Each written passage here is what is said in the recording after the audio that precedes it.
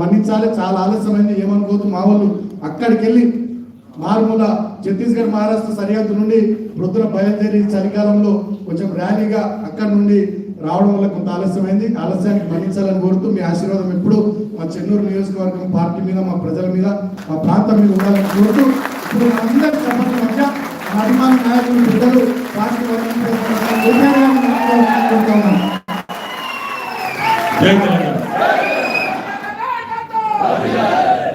అందరికీ నమస్కారం. గౌరవనీయులు సోదరుడు ప్రభుత్వ మాజీ విప్, చెన్నూరు మాజీ శాసనసభ్యులు బాలకృష్ణ సుమన్ గారు, గౌరవనీయులు ఈరోజు మరి గతంలో జిల్లా పరిషత్ ఉమ్మడి ఆదిలాబాద్ జిల్లాకి ఆ జిల్లా పరిషత్కి ఉపాధ్యక్షుడిగా పనిచేసి మళ్ళీ ఈరోజు తిరిగి కేసీఆర్ గారి నాయకత్వంలోనే తెలంగాణ ముందుకు పోతుందని చెప్పి ఆలోచన చేసి మరి గులాబీ కండువా కప్పుకున్న పెద్దలు గౌరవనీయులు శ్రీ మూల రాజిరెడ్డి గారు, తమ్ముడు శ్రీ గెల్లు శ్రీనివాస్ యాదవ్ గారు, మన విద్యార్థి విభాగం రాష్ట్ర అధ్యక్షుడు, అట్లాగే సోదరులు అలిపురం వెంకటేశ్వర రెడ్డి గారు, వారితో పాటు వేదికపై నాశనం శ్రీమతి విజయారెడ్డి గారు, మైదం రవి గారు, కిషోర్ గౌడ్ గారు, ఇంకా చాలామంది మిత్రులు ఉన్నారు. వారందరికీ రాజా రమేష్ గారు, అట్లాగే మన సంపత్ గారు, ఇంకా పేరు పేరున ఎవరెవరి పేరు చెప్పలేదో అది ఎవరు మేము అనుకోవద్దని చెప్పి ముందే కోరుతూ, కొద్దిగా నాకు కూడా సిరిసిల్లలో ఈరోజు ఒక మార్కండే జాతర ఉన్నది, యాత్ర ఉన్నది, కాబట్టి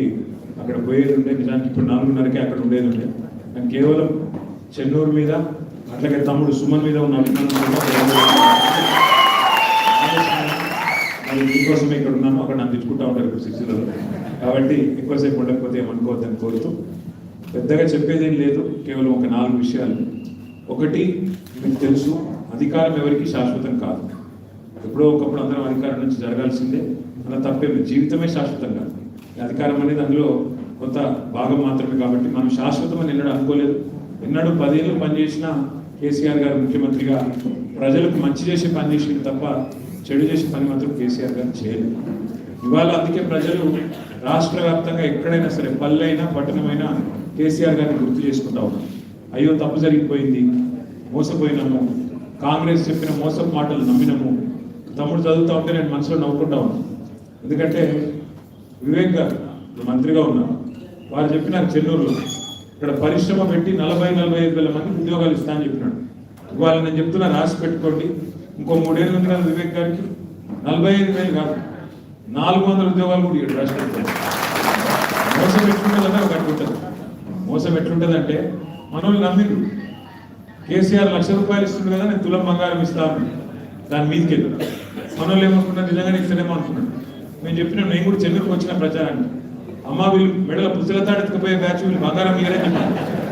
అప్పుడు ఎందుకో ఆ మాయలో పడ్డారు.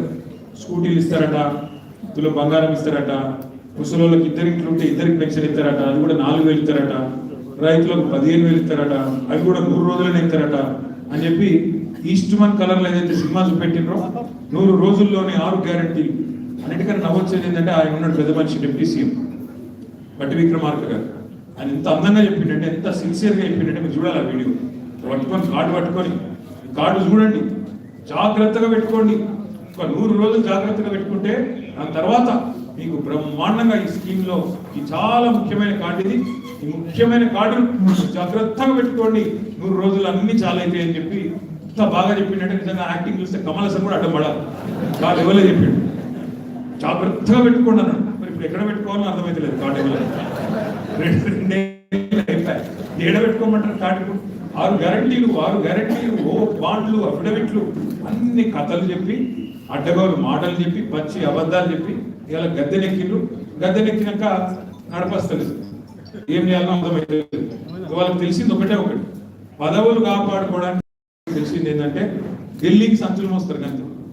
ఇక్కడ ఉన్న వాళ్ళకి ఏమి ఇయ్యరు, తెలంగాణ ప్రజలకు మనుగుడి, కానీ ఢిల్లీకి మాత్రం ముఖ్యమంత్రి గారు 62 సార్లు పోయి, ఇప్పటికి 62 సార్లు ఎందుకు పోతాడు? మన కోసమో రాష్ట్రం కోసమో కాదు, పోయేది కేవలం సంచులు మోసుకపోవాలి, జీ హుజూర్ అనాలి, సల్యూట్ కొట్టాలి, నా పోస్టు జర దండం పెడతా, ఇంకో 4 రోజులు ఉంచు, నీకింత నాకింత మాట్లాడుకోవాలి, అక్కడ మూట పెట్టాలి, దండం పెట్టాలి, రావాలి అమ్మాయి అనుకుంది. ఇది ముందే చెప్పిన, ఇది కూడా మనం ఢిల్లీ పార్టీలకు మన జుట్టిస్తే తెలంగాణ ఆగమవుతుంది, మన జుట్టు అలా చేతులు పెడితే తెలంగాణ ఆగమవుతుంది. కాంగ్రెస్ కూడా బీజేపీ ఒకటి సంచులు మోస్తుడు, కూడా చెప్పులు మోస్తుడు, పెద్ద తేడా ఏం లేదు.